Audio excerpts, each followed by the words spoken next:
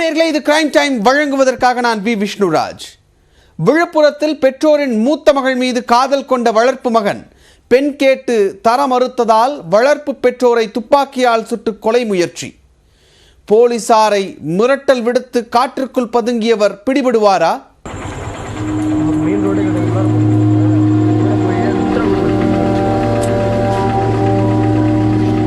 பெற்றோரை துப்பாக்கியால் சுட்டுவிட்டு காப்பு காட்டுக்குள் பதுங்கி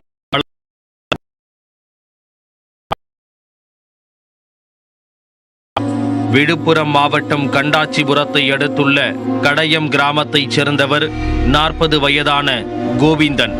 இவரது மனைவி 32 வயதான கலையம்மாள். இவர்களுக்கு 3 மகள்கள், 1 மகன் உள்ளனர். நிலையில் இதே கிராமத்தைச் சேர்ந்த 23 வயதான பாரதி என்பவரையும் கோவிந்தன் வளர்த்து வந்துள்ளார். ஊருக்கு எல்லை பகுதியில் உள்ள காப்புக்காடு அருகே கோவிந்தனும் வளர்ப்பு மகன் பாரதியும் குடும்பத்துடன் வாழ்ந்து வந்தனர். கோவிந்தனுடன் சேர்ந்து பாரதி கோவிந்தனின் மூத்த மகளை பாரதி ஒருதலையாக காதலித்து வந்துள்ளார். ஒரு கட்டத்தில் வளர்ப்பு தந்தையின் மூத்த மகளை பாரதி திருமணம் செய்து கொடுக்க சொல்லி கேட்டிருக்கிறார். இது கோவிந்தனுக்கு பெரும் மன உளைச்சலை ஏற்படுத்தியது. என்னுடைய மகனான உனக்கு எப்படி என் மகளை திருமணம் செய்து வைப்பேன் என திட்டவட்டமாக மறுத்திருக்கிறார் கோவிந்தன். இதில் ஆத்திரமடைந்த பாரதி வேட்டைக்கு பயன்படுத்தும் நாட்டு துப்பாக்கியால் வீட்டில் பால் கறந்து கொண்டிருந்த கோவிந்தனின் தலையில் சுட்டுள்ளார். இதில் படுகாயமடைந்த கோவிந்தன் இரத்த வெள்ளத்தில் சரிந்து விழுந்தார். சத்தம் கேட்டு அங்கு ஓடி வந்த அவரது மனைவி கலையம்மாளையும் வளர்ப்பு மகன் பாரதி நாட்டு துப்பாக்கியால் சுட்டுள்ளார்.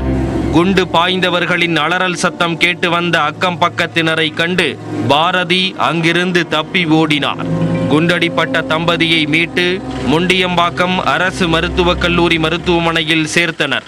அங்கு அவர்களுக்கு தீவிர சிகிச்சை அளிக்கப்பட்டு வருகிறது. துப்பாக்கியால் பெற்றோரை சுட்டுவிட்டு தப்பிச் சென்ற வளர்ப்பு மகன் அருகில் உள்ள காப்பு காட்டினுள் பதுங்கியுள்ளார். அவரை தேடி விழுப்புரம் வனச்சரக அலுவலர் பாபு தலைமையில் வனத்துறையினர் காட்டினுள் சென்றுள்ளனர். போலீசார் வருவதைக் கண்ட பாரதி காப்புக்காட்டில் உள்ள பாறை மீது ஏறி துப்பாக்கியால் சுட்டு விடுவேன் என மிரட்டல் விடுத்துள்ளார். காவல்துறையினர் சுதாரிப்பதற்குள் பாறையிலிருந்து கீழிறங்கியவர் அங்கிருந்து மாயமானார்.